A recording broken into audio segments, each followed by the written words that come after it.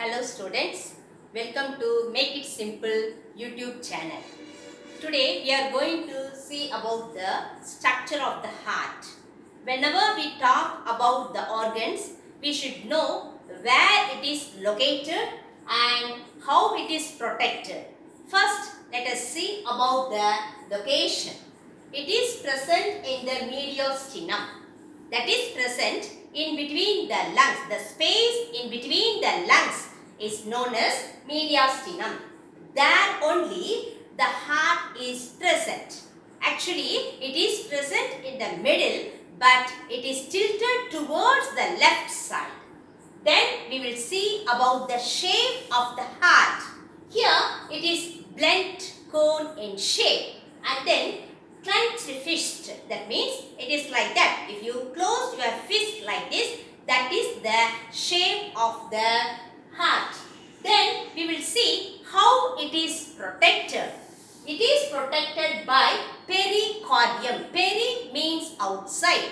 Cardium, it is related to heart. So, pericardium, it is double-walled membrane. So, in between the double wall, the space is present, that is known as pericardial space.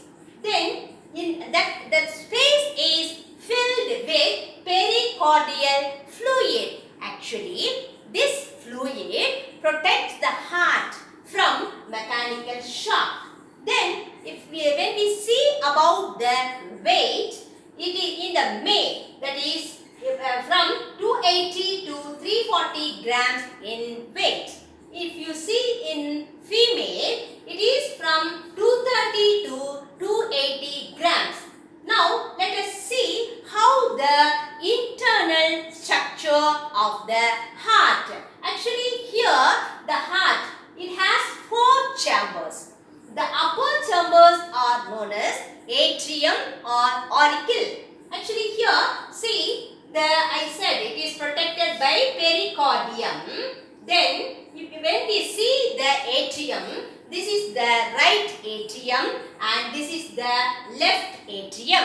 Then this is right ventricle, this is left ventricle. When we see the wall of the heart, see, it is very simple one. That is, it is thin when compared with the ventricle wall because it is supplying the blood only from here to here. It pumps the blood from here to here. That's why it is thin in nature. But at the same time, if you see the ventricle, it is thick in nature because it has to pump the blood throughout the body. That's why it is thick in nature. Then, when we see the right atrium, 3 apertures are there. That means openings. That means here the blood is collected from the above the heart as well as from the head region. So, it collects the blood from the upper part of the body, above the heart. It collects the blood and it supplies the blood here to the right atrium. And then from the below heart, bottom part of the body, it collects the deoxygenated blood by the postcaval vein. That also coming and joined with this right atrium. Then body, that is heart, wall of the heart also having the deoxygenated blood that is also collected by the vessel that we call it as coronary sinus. So, whenever we talk about the vein, it has the valves. So, here, this valve, that is this one, that is postcaval vein. This postcaval vein is having the valve that is Eustachian valve. And like that, here, that is coronary sinus. That is also having the valve that is sebaceous valve. So, why these valves are present here? It prevents the backward flow of the blood.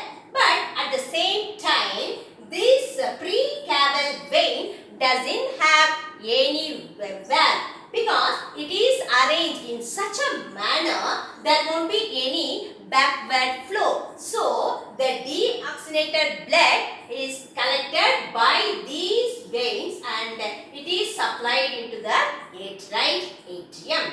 And then when we see the right atrium and left atrium is separated by the septum. That is, septum is the division. It divides the right atrium from the left atrium.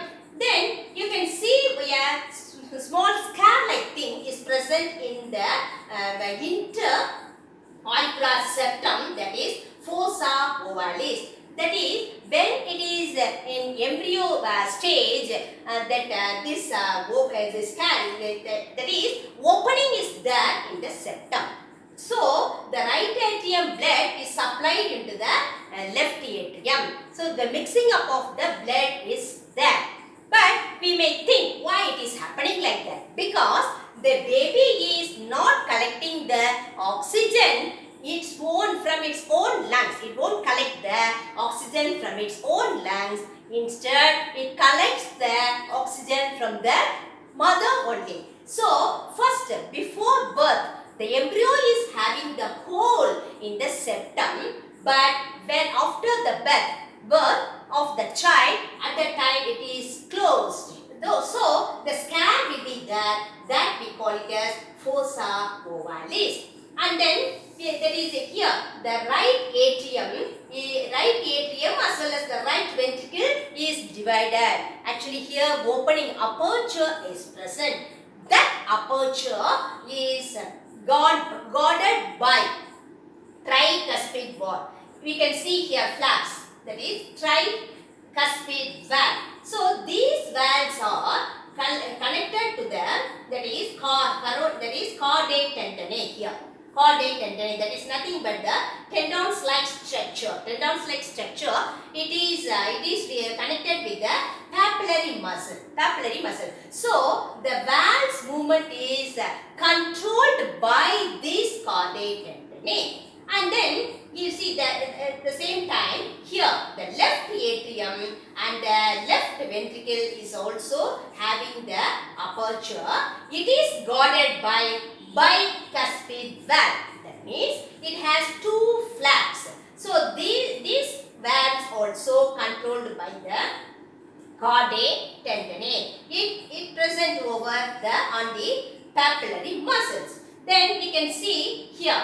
So from the right ventricle, that is a pulmonary artery is arising. It collects the deoxygenated blood, that is pulmonary artery collects the deoxygenated blood and it goes to lungs to get the oxygenated blood. At the same time here, see pulmonary veins, the four pulmonary veins are joining in the left atrium. It brings the oxygenated blood from the lungs and it brings it to left atrium. So from the left atrium it goes to the left ventricle. Then from the left ventricle it gets into the aorta. The aorta supplies the oxygenated blood all over the body. Then here that is semi-lunar valves are there in the pulmonary artery as well as the aorta. These all the valves are preventing the backward flow of the blood. This is about the structure of the heart. Now let us see. That's very important. Most of the time the questions are asked about the valves present in the heart. Here you must know first Eustachian valve. Here where it is located, where it is present. And it is present at the opening place of the post-caval vein. And then the sebaceous valve. That is present at the opening of the coronary sinus. And then tricuspid valve. Tricuspid valve. Tri and right, you can remember like that. So it is present in between the right atrium and right ventricle. Then semi-lunar valves.